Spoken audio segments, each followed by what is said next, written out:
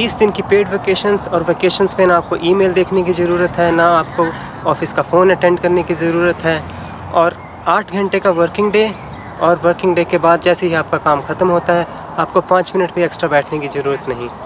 सही लग रहा है ना दोस्तों? बट ऐसा भी हो सकता है कि आपको ऑफिस आवर्स में अपने कोलीग्स के साथ गप्पे लड़ाने का मौका ना मिले, गॉसिपिंग करने का मौका ना मिले, इवन हंसने की आवाज़ भी ना आए। तो कुछ ऐसा ही आपने सुना होगा जर्मनी के वर्क कल्चर के बारे में। तो friends, welcome back to our YouTube channel My Tiny Space. तो आप समझ ही गए होंगे कि आज का मेरा टॉपिक है वर्क कल्चर इन जर्मनी। तो मैं अपने एक्सपीरियंस से आपको बताऊंगा कि मैंने जर्मनी के वर्क कल्चर में क्या देखा जो मुझे सरप्राइजिंग लगा, कुछ शॉकिंग लगा, और क्योंकि मैंने इंडिया में भी काम किया है तो कुछ इंडिया से भी कंपेयर करके मैं अपने पॉइंट्स रखूँगा। तो चलिए फ्रेंड्स, अपना ब्लॉग स्टार्ट करते हैं।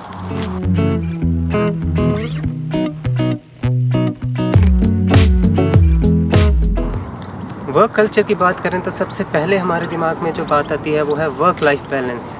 वर्क लाइफ बैलेंस बनता है कि आप ऑफिस में कितना टाइम स्पेंड कर रहे हैं और आपको अपनी पर्सनल लाइफ में अपनी फैमिली के साथ कितना टाइम स्पेंड करने को मिल रहा है। जर्मनी में अपने एक्सपीरियंस से अगर मैं बात करूं तो यहाँ वर्क लाइफ बैलेंस पे काफ़ी ज़्यादा ध्यान दिया जाता है। सिर्फ आपकी कंपनी, आपके बॉसेस से ही नहीं, फेडरल गवर्नमेंट के लॉज हैं जो लिमिट करते हैं कि आपको एक दिन में कितना काम करना है या एक वीक में कितना काम करना है। पर अगर मैं घंटों की बात करूं तो 40 आवर्स डिफाइंड हैं जो आप एक वीक में काम कर सकते हैं। उससे ज़्यादा काम करना यहाँ अलाउड नहीं है, और ना ही आपको कभी मोटिवेट किया जाएगा कि आप 40 घंटे से ज़्यादा कभी वीक में काम करें। मैंने अपने एक्सपीरियंस से देखा है कि मैंने जब भी कभी 1 या 2 घंटे भी एक्स्ट्रा काम किया है तो वो नोटिस किया गया है, और मुझसे क्वेश्चन भी पूछे गए हैं कि अगर आप ऐसा काम कर रहे हैं तो ये ज़रूरी था, और अगर ये ज़रूरी था तो डेफ़िनेटली उसको कंपनसेट करने के लिए मुझे नेक्स्ट डे या तो मैं जल्दी जा सकता हूँ या लेट आ सकता हूँ, या ड्यूरिंग दैट मंथ मुझे वो कंपनसेट करना पड़ेगा। तो इससे आइडिया लगता है कि कितना ज़्यादा ध्यान दिया जाता है यहाँ पे कि एम्प्लॉइज़ कभी ओवरवर्कड या ओवरलोडेड ना हो।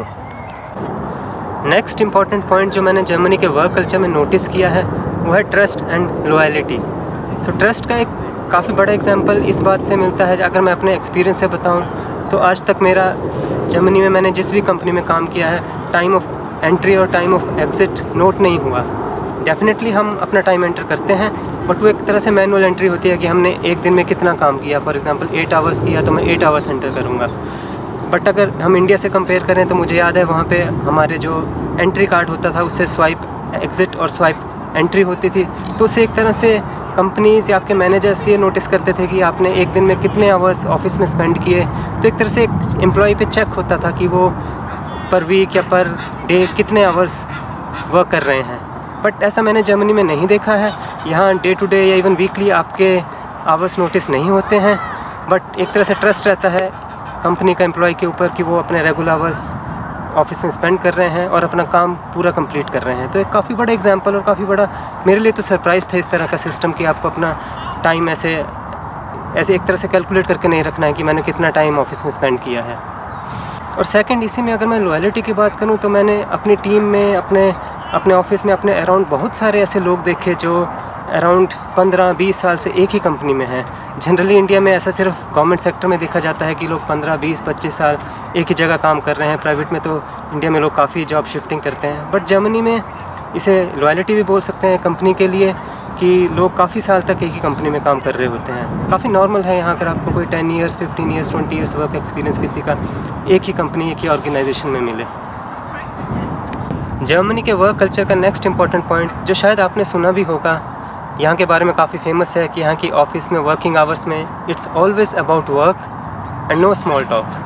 बट इसका मतलब ये भी नहीं है कि यहाँ के कोलीग्स एक दूसरे से बात नहीं करते या मजाक वगैरह नहीं करते। काफ़ी बातें होती हैं अराउंड द कॉफ़ी कप, एक दूसरे का हाल चाल भी पूछते हैं, पर्सनल क्वेश्चंस भी पूछे जाते हैं। बट फिर भी काफ़ी रेयर है कि हम जर्मनी में कोई अराउंड जैसा आधा घंटा आप सिर्फ बात ही कर रहे हैं या फिर कॉफ़ी ब्रेक के लिए आधा या 1 घंटा बाहर चले गए।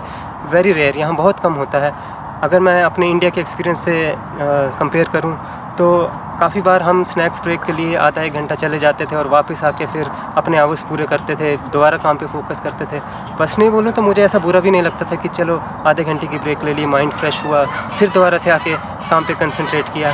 बट यहाँ आके अब मैं भी इस बात के काफ़ी यूज़ टू हो गया हूँ कि काम के अराउंड आप काम ही करें ड्यूरिंग वर्किंग आवर्स। उससे एक फ़ायदा ये भी होता है कि आपके जो वर्किंग डे है वो काफ़ी एक तरह से छोटा हो जाता है। 8 घंटे का रहता है, आधा घंटा लंच मिलाने तो 8.5 घंटे का रहता है। तो उसके बाद आप डॉट 8 आवर्स अपने वर्किंग पूरे करके बाहर जा सकते हैं ऑफिस के। बाकी जो टाइम है वो आप अपनी फैमिली को दे सकते हैं या कुछ अपनी पर्सनल एक्टिविटीज़, अपनी हॉबीज़ वगैरह परस्यू कर सकते हैं। फ्रेंड्स, बेस्ट चीज़ जो मुझे जर्मनी के वर्क कल्चर में लगी वो थी कि यहाँ छुट्टी का मतलब एकदम छुट्टी है। कि मतलब अगर आपने वेकेशन ली तो उसमें आप ऑफिस से बिल्कुल कट ऑफ हो जाते हो। काम के बारे में बिल्कुल मत सोचो। ना आपको ऑफिशियल ईमेल पढ़ने की ज़रूरत है, ना आपको अपना ऑफिस का फ़ोन उठाने की ज़रूरत है। और अगर मैं नंबर्स की बात करूँ तो यहाँ साल की 30 वेकेशंस नॉर्मली हर एम्प्लॉई को मिलती हैं। आपके डेजिग्नेशन पे डिपेंड नहीं करता, सभी को मिलती हैं। सबका लीगल राइट है अपनी वेकेशंस के ऊपर। तो मुझे काफ़ी अच्छा लगा कि आप अपनी वेकेशंस पे जाते हो तो एकदम ऑफिस से कट ऑफ होकर एकदम रिफ़्रेश होके आते हो। तो ये चीज़ मुझे बहुत अच्छी लगी कि हम जब वेकेशंस पे यहाँ जाते हैं तो बिना किसी स्ट्रेस के वेकेशन स्पेंड करते हैं और रिफ़्रेश होकर एकदम जब वापस आते हैं तो नेचुरली आप काम पे भी ज़्यादा अच्छा परफॉर्म करेंगे। जर्मनी के वर्क कल्चर के बारे में एक चीज़ काफ़ी फेमस है, आपने शायद सुनी भी होगी कि जर्मनी का वर्क कल्चर जो है काफ़ी फॉर्मल वर्क कल्चर है। तो यही फॉर्मल वर्क कल्चर जर्मनी के ड्रेस कोड में भी दिखता है। यहाँ का ड्रेस कोड काफ़ी फॉर्मल है। आज भी यहाँ के जर्मनी के ट्रेडिशनल जर्मन कंपनीज़ में, बड़े बड़े बैंक्स में जो ड्रेस कोड है वो एकदम फॉर्मल है, सूट एंड अ टाई। अभी कुछ नई कंपनीज़ आई हैं, स्टार्टअप्स आए हैं जहाँ आप कैजुअल ड्रेसेस में ऑफिस जा सकते हैं, but otherwise formal dress code ही यहाँ पे ज़्यादा कॉमन है। एक और चीज़ जो मैंने यहाँ पे काफ़ी सरप्राइजिंग देखी, अगर हम इंडिया से कंपेयर करें तो कैजुअल फ्राइडेज़ का कंसेप्ट होता था कि आप फ्राइडे को कैजुअल कपड़ों में ऑफिस जा सकते हैं। तो हम round neck T shirts, jeans और स्पोर्ट्स शूज़ में ऑफिस जाते थे वहाँ पे। बट यहाँ पे एक कंपनी में मैंने काम किया था तो वहाँ कैजुअल फ्राइडेज़ का मतलब था कि आप बस टाई नहीं पहनेंगे, बाकी सूट और आपके शूज़ फॉर्मल ही रहेंगे। तो मेरे लिए काफ़ी सरप्राइजिंग था बिकॉज ये ऑलरेडी स्टिल काफ़ी फॉर्मल है अगर आप सिर्फ टाई नहीं पहनते हैं। बट क्या बोलें, that's the German work culture for you. एक और बड़ी अच्छी चीज़ जो मैंने जर्मनी के वर्क कल्चर में नोटिस की कि यहाँ एक तरह से जो तानाशाही वाला इन्वायरमेंट होता है वैसा वर्क कल्चर में नहीं होता। आपको हमेशा अपने बॉस का यस मैन ही बन के नहीं रहना है। अगर आप कुछ इंपॉर्टेंट काम कर रहे हैं, आप किसी काम में ऑक्यूपाइड हैं, आप ओवरलोडेड हैं, तो आप अपने बॉसेस को मना भी कर सकते हैं, आप नो बोल सकते हैं। वहीं पे आपको भी रेडी होना चाहिए कि अगर आपके कोलीग आपको मना कर रहे हैं तो नेचुरली आपको उसको रूड या कुछ एग्रेसिव बिहेवियर नहीं समझना चाहिए, या ऐसे नहीं समझना चाहिए कि आपके कोलीग जो हैं वो हेल्पफुल नहीं है। बिकॉज जर्मन्स इस मामले में काफ़ी ऑर्गेनाइज्ड होते हैं कि किस टाइम पे क्या काम करना है और क्या काम नहीं करना है। तो ये चीज़ मुझे काफ़ी अच्छी लगी कि अगर आप कंफर्टेबल नहीं हो, आपको कुछ गलत लग रहा है अपने अकॉर्डिंग, तो आप चाहे वो आपका मैनेजर हो या मैनेजर से भी मैनेजर, सुपर मैनेजर हो, तो आप उन्हें डायरेक्ट मना कर सकते हैं। अब ज़रूरी भी नहीं है कि आपको हर जगह अच्छे सरप्राइजेज़ ही मिलें। कुछ चीज़ें शॉकिंग भी हो सकती हैं या ऐसी हो सकती हैं जो आपने एक्सपेक्ट नहीं किया हो और आपने दूसरे वर्क कल्चर में देखी हो। तो वैसे ही एक चीज़ मैंने जर्मनी के वर्क कल्चर में देखी कि यहाँ का कुछ ऑफिस वर्क कभी-कभी, या आप बोलें एडमिनिस्ट्रेटिव रिलेटेड वर्क कभी-कभी, ब्यूरोक्रेटिक या जिसे हम हिंदी में बोलते हैं कि जो दफ्तरी काम होते हैं, काफ़ी लंबे और काफ़ी इनएफिशिएंट हो सकते हैं। यहाँ आज भी काफ़ी पेपर वर्क चलता है, तो आपको काफ़ी चीज़ों में ऐसा भी हो सकता है कि फ़िज़िकल सिग्नेचर्स करने पड़ें, जाके पोस्ट करके चीज़ें भेजनी पड़ें। मैंने यहाँ तक भी देखा है कि कुछ लोग अपना सिकनेस सर्टिफिकेट, जो यहाँ पे काफ़ी सालों से काम कर रहे हैं, उनकी आदतें हैं कि अपना सिकनेस सर्टिफिकेट पोस्ट करके ऑफिस भेजते हैं कि जो डॉक्टर आपको सिकनेस सर्टिफिकेट देखते हैं, जो मेरे लिए काफ़ी थोड़ा सा सरप्राइजिंग था। किसी के लिए भी सरप्राइजिंग होगा बिकॉज़ आजकल काफ़ी चीज़ें जो हैं हम ऑनलाइन कर लेते हैं या फिर थ्रू ईमेल से अप्रूवल्स ले लेते हैं।